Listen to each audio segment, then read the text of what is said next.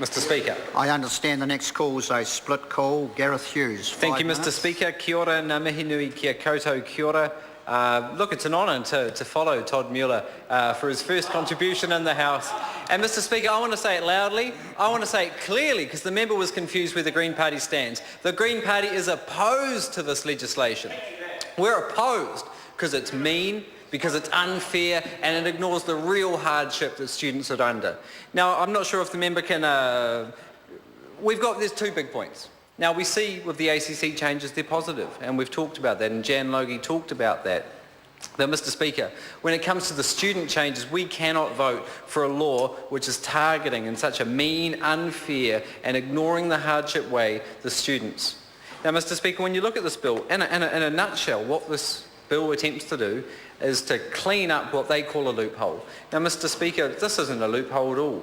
What we're seeing is, at the moment in New Zealand, a huge gap between what you can earn as an accommodation supplement if you're on a student allowance or if you're on a benefit.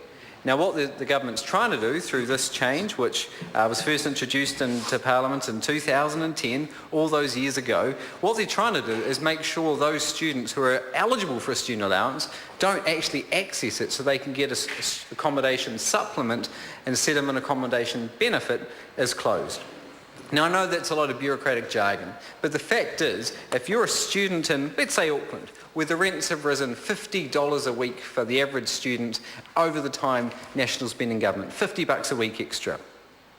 So, if you're on a benefit, you would be entitled to $125 a week in accommodation supplement, which is fair because we know how high the housing costs are. We think it's important that people have enough to live and that kids are raised in appropriate housing. However, if you're a student, the cap for the accommodation supplement, the maximum a student can earn for the accommodation supplement, that was hit 13 years ago. The $40 cap was hit 13 years ago. So the students, and let's say Nikki Kay's Auckland Central electorate, those students have had their cap hit 13 years ago, can only receive $40 a week and in a supplement, yet the fact is $50 has been the average increase over the last 5 years. That's why I say it's mean. It's targeting those students, and the students on the accommodation allowance are the ones who don't hit the parental income thresholds. They're obviously not earning a significant amount because of the rules. These are the students who are suffering in real hardship according to the studies and the surveys, yet these are the students who aren't getting the help they need or other New Zealanders are receiving because of unfair rule change.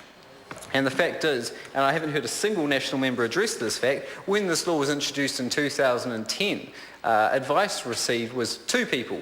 Two people in the country were taking advantage of it. But you know what? They're in action. The profile this is raised, in fact, New Zealand University Student Association data, in fact, shows 1 in 6 students would be better off not getting the accommodation supplement so they can get the maximum accommodation supplement.